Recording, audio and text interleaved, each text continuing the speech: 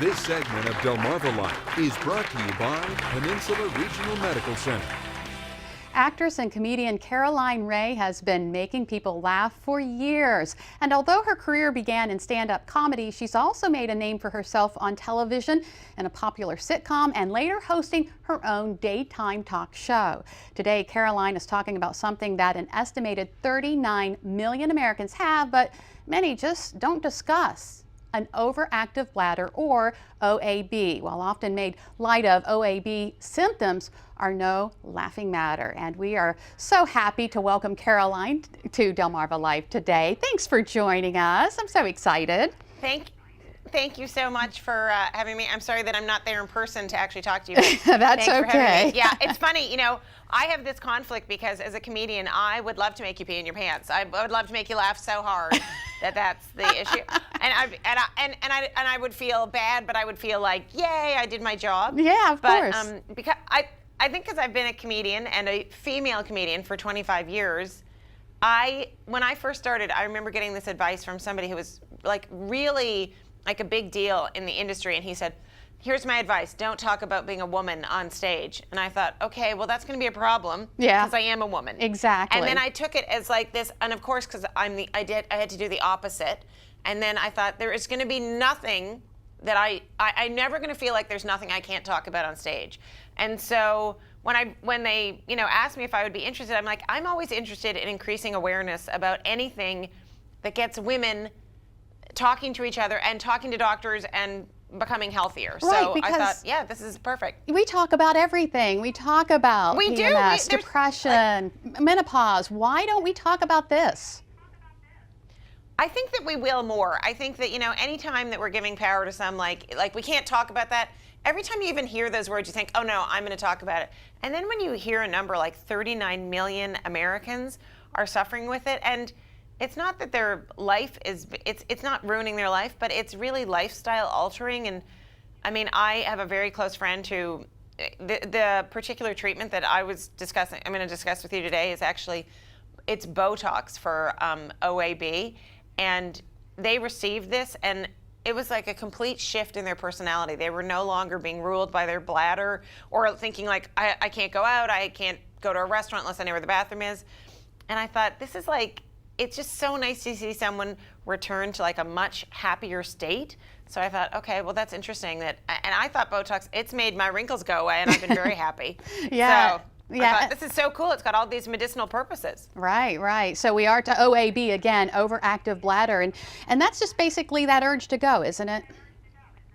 It's that constant urge to go, and sometimes you can't control it, and you don't like make it to your to the bathroom destination, and then that's like, some women feel shamed or embarrassed about it, and this has actually had enormous success. So, but like you said, you should definitely talk to your specialist. You know what? It's one of those things I know with my friends.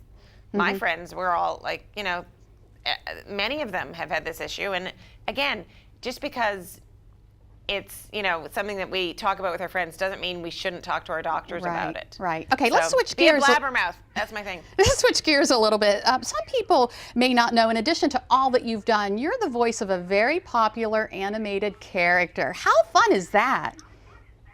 That is one of my greatest. I have been really, really lucky. Like when I had my daughter when I always say I had my daughter when I was 44, and it's weird because I'm only 38 now.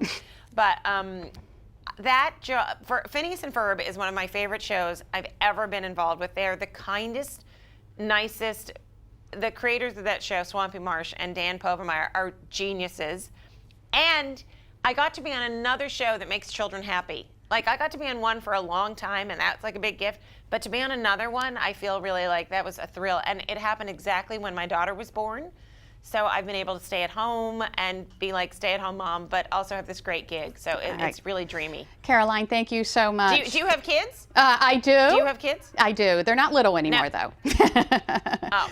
Thank you so much for joining us today. Thank you. It was an honor. Thanks. Well, moments ago, we just heard how many people have an overactive bladder: 39 million Americans. So let's turn it over to Jimmy, who has more about this condition. Jimmy? Well, Lisa, there are many misconceptions when it comes to OAB, from how much you drink to what you drink. So joining us today to talk a little bit more about it is Dr. Mark Edney, who is a urologist with Peninsula Regional Medical Center. Doctor, thank you for joining us. Thanks for having me this again. afternoon. Okay, let's clear up something real quick about OAB. Overactive bladder. Is this the same thing that when you sneeze or when you laugh, it makes you leak a little? That's a little bit different. That's leakage, but that's called stress incontinence. So leaking when you cough, sneeze, laugh, or get out of a chair, that's from an increase in abdominal pressure. Urge incontinence is from overactive bladder, and it's a small part of the constellation of overactive bladder. Not all people with overactive bladder get the leakage component. Right. Most people will get the frequency and urgency that comes from overactive bladder. So what kind of percentage are we talking here as far as About 25% of all the women, and it's more women than men that are affected. Men are also affected, but more women than men. Of all the women who suffer symptoms of overactive bladder, about 25% or a quarter will develop a leakage component with the overactive bladder. All right, so define something here for me. What's the difference between frequency and urgency? So frequency is feeling like you need to go too often. And for everybody, that's a little bit different. There's no rigid definition like every hour or every 2 hours. Right. It's basically, are you going so often that it bothers you? And if it is, it may be a problem. So frequency is going often.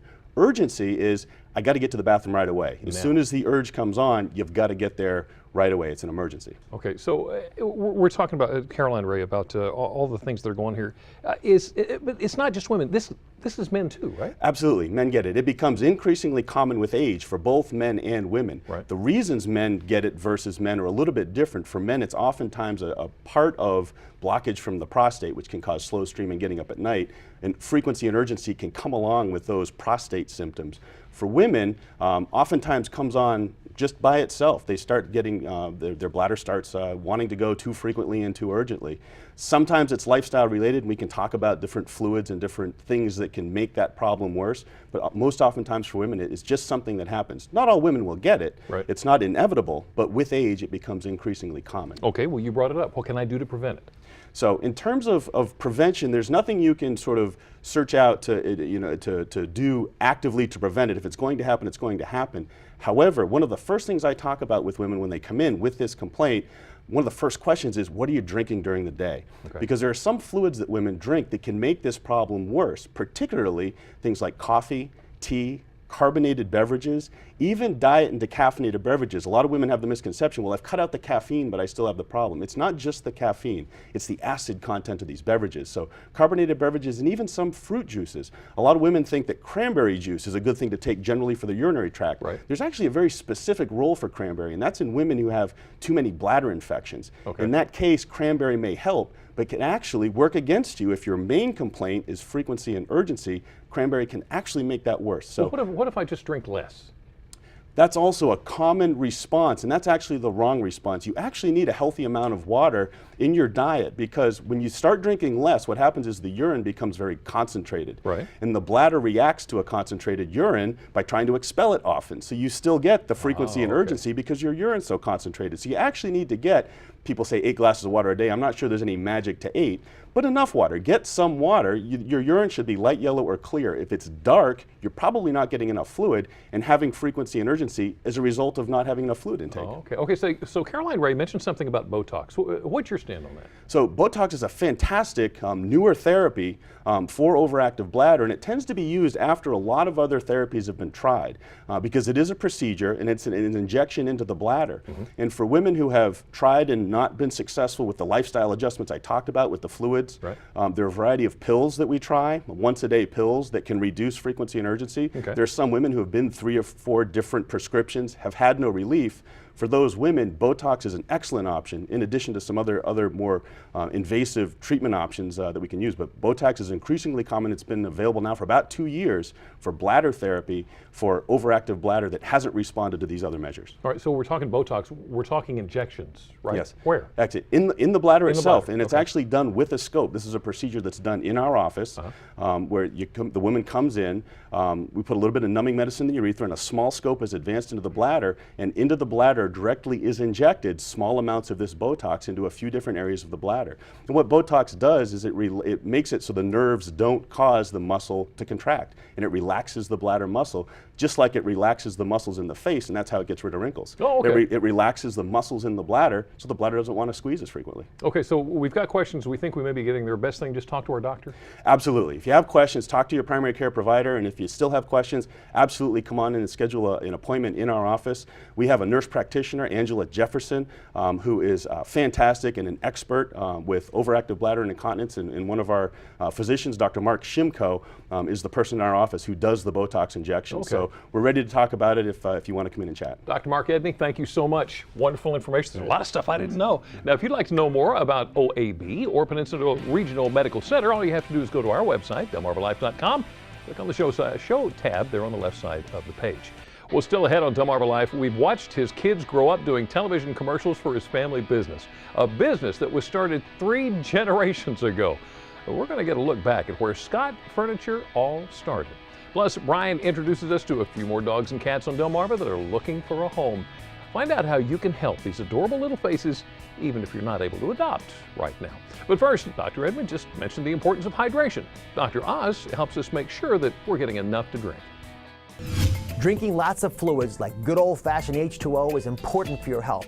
Now by water, I mean water, not soft drinks or sports drinks filled with empty calories like high fructose corn syrup that leave you bloated and can put on weight faster than you can burn it off. Now how do you know you're getting enough? Well, here's a quick test you can do in the bathroom. Check to see if your urine is clear.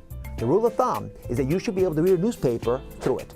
Use a filter for any drinking water that comes out of the faucet to get rid of bacteria and impurities. And avoid plastic bottles that can have unhelpful chemicals. Instead, choose stainless steel or aluminum versions like this. Water keeps you regular, it stamps out hunger, and it fights bad breath. So drink up.